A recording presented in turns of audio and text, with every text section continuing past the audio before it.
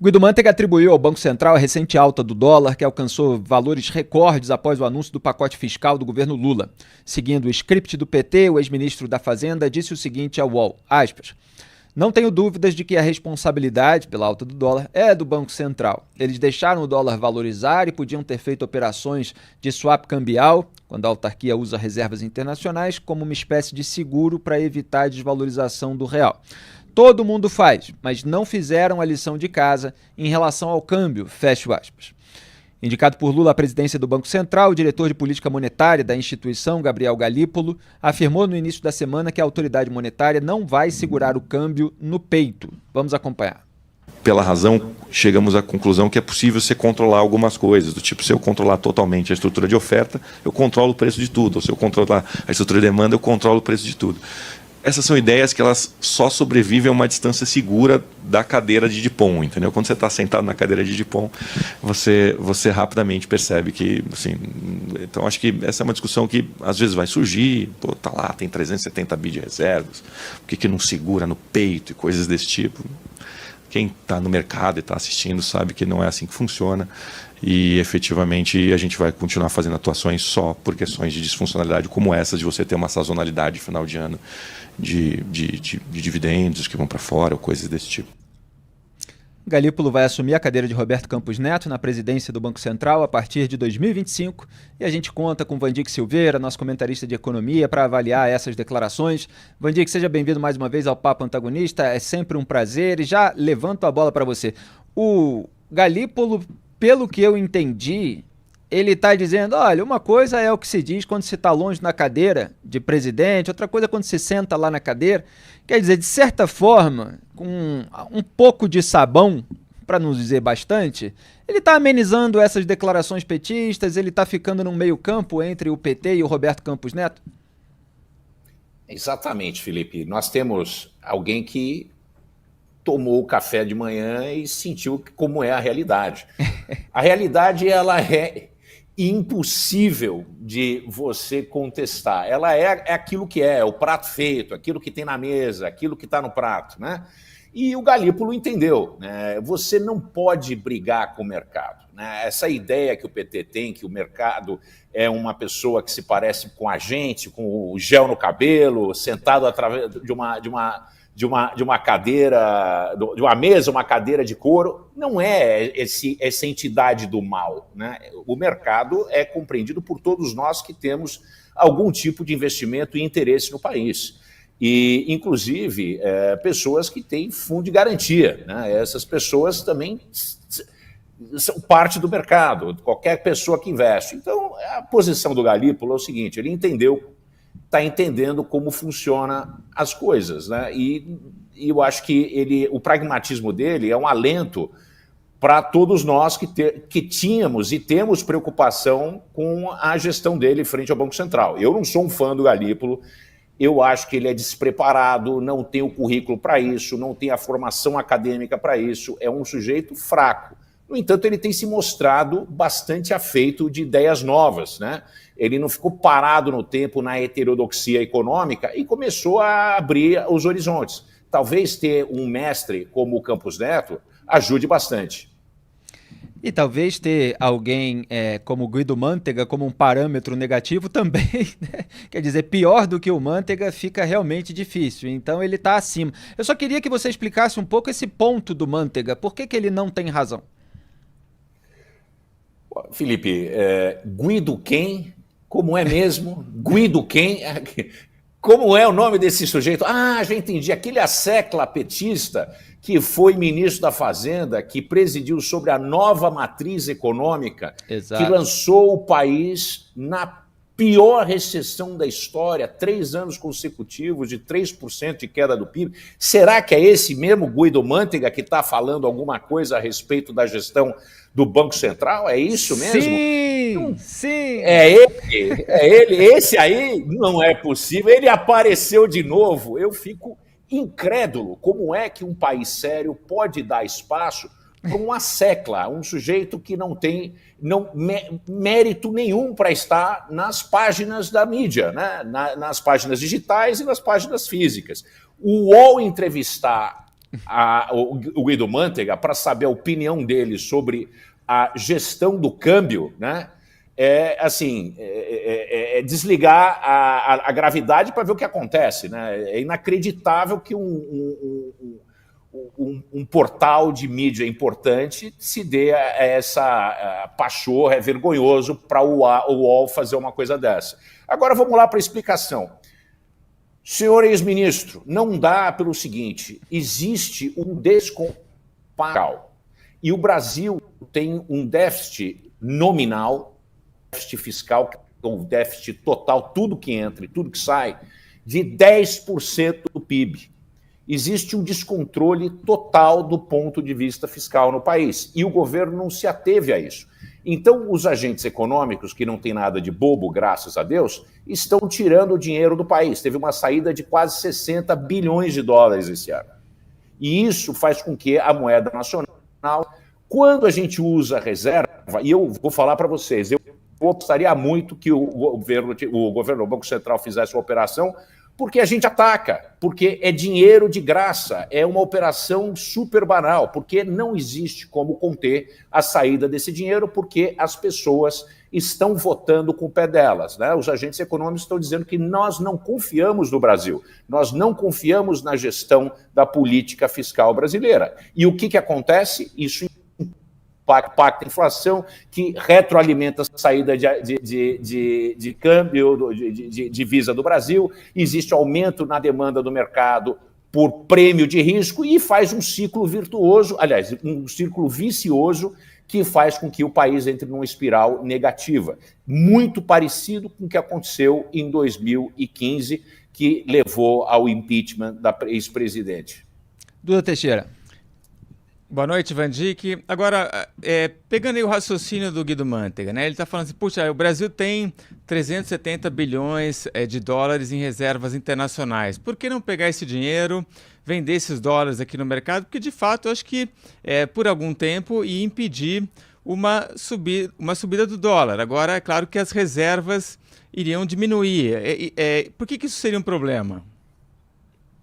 Duda, dinheiro, ele não é fungível. Então, a não fungibilidade do dinheiro faz com que ele não possa ser reserva e, ao mesmo tempo, combata o câmbio.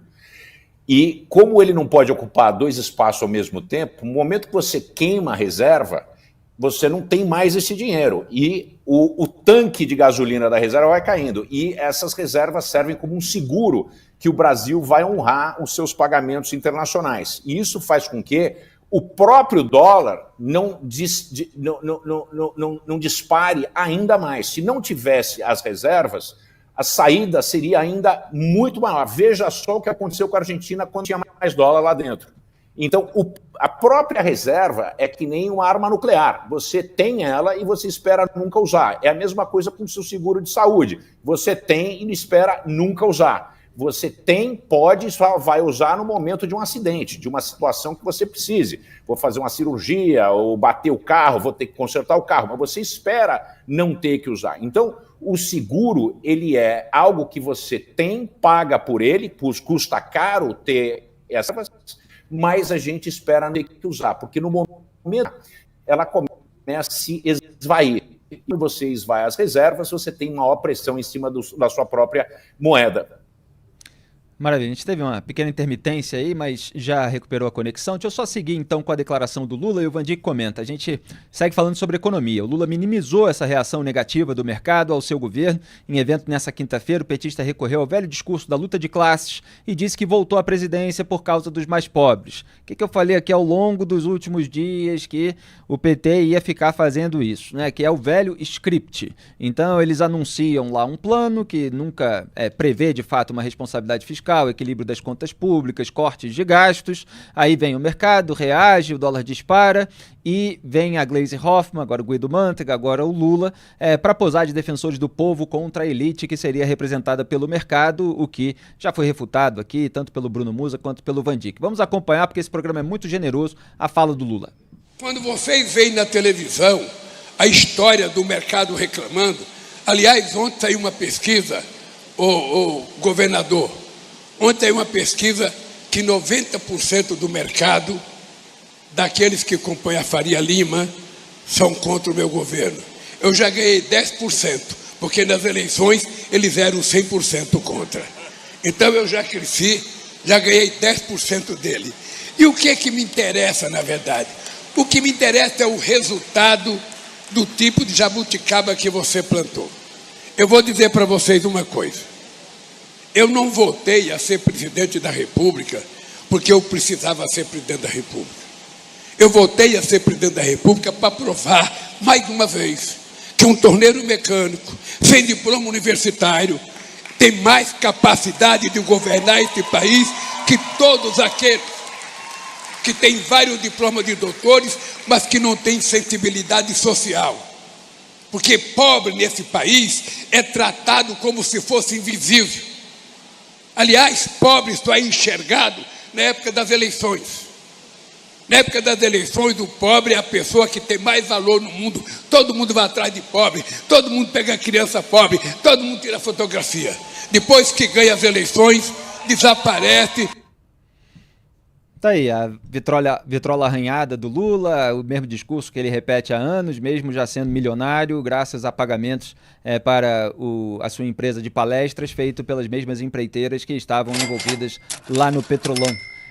E também teve as doações para o Instituto Lula, são milhões e milhões de reais. O Lula está muito longe de ser aí esse sujeito de baixa renda, e ele se comparar aí aos torneiros mecânicos de uma maneira geral, acho que os torneiros mecânicos provavelmente não aceitariam participar de muita coisa que o Lula aceitou participar. Agora, Van Dijk, ele vem aqui com essa mesma ladainha de sempre, baseada no Data Lula. Inclusive, esses dados da pesquisa que ele citou são da cabeça dele. A gente mostrou aqui que até 20% chegou a acreditar no governo, mas agora só 3% do mercado acreditam. A gente até falou, quem são esses 3%? Eu brinquei aqui, que sempre tem um pouquinho de petista no mercado também. Então ele faz esse jogo populista de representante do povo contra o mercado. O que você destaca dessa reação dele? Pura demagogia, populismo do mais baixo custo, aquilo que a gente encontra na loja de 99 centavos, que não existe mais, graças a ele, que agora aquilo que era de 99 centavos deve custar uns R$5. Mas essa conversa é a conversa mais antiga no livro do petismo, né? do socialismo, essa dialética de nós contra eles. Isso é página 1. É tão demagogo que não foi nem além da página 1 do Capital. Essa que é a grande preocupação, essa que é a grande realidade a respeito do Lula. Não existe dicotomia pelo seguinte: se não fosse pessoas, né, que fossem bem formadas, doutores, pessoas da Faria Lima, foi a Faria Lima que deu a vitória para o Lula, porque ele teve uma vitória tão tênue que não chegou a 2 milhões de votos. Então a verdade é o seguinte: ele não contou só com voto de pobre, ele ganhou com o voto da classe média alta, contrária aos arrobos do bolsonarismo. E essa é a verdade. Tanto é que ele não foi eleito por uma maioria. Apenas 39% das pessoas que podiam votar, votaram, e ele foi eleito com uma minoria, votaram nele, 39%. Foi esse o total de pessoas, entre pessoas que votaram, brancos, nulos e ausentes, pois 39% votaram nele. Ele tem um mandato muito preocupante. Ele não tem legitimidade política, ele tem legitimidade legal. É esse que é o problema do Lula, ele não entendeu isso. E ele fez um governo petista, como se ele tivesse ganho como em 2022, que ele realmente ganhou com uma grande diferença. 2022 não, 2002. Isso, primeiro mandato, quando ele subiu ao poder em 2003. Duda Teixeira. Tem um ponto aí também que o Lula se diz representante dos pobres, que os pobres votam nele, mas na eleição municipal agora, que o PT foi super mal, né? Pegou só uma capital, então não faz sentido. Agora, Van Dijk, eu queria voltar no Galípolo. Esse período que o Galípolo ficou, ele fala da cadeira do Dipom, né? Eu estou aqui na cadeira, imagino que seja alguma coisa de política monetária, né? Mas isso. Assim, esse período diretor dele de política... lá... Isso. Esse período dele lá, nessa cadeira aí, está sendo muito proveitosa, né? Acho que se ele entrasse direto ali, já como presidente do Banco Central, a gente estava frito, não? Tinha chance para muita caca acontecer. Ele ia trazer toda aquela aquela parafernália ideológica que ele aprendeu na PUC São Paulo, na PUC São Paulo, que não é a PUC Rio, diga-se de passagem, né? E economia, a PUC Rio é um farol que ilumina as mentes brasileiras. A PUC São Paulo, com relação à economia, ela é uma lanterninha que apaga e mostra o caminho errado, né? Podia ser pior, né? Podia ser Unicamp. Podia ser muito pior, podia ser a Unicamp. Mas a PUC São Paulo é um braço, é um dedinho assim da Unicamp aqui em São Paulo. É uma sucursal escondida da Unicamp. Todo mundo lá adora aquelas ideias totalmente estapafúrdias.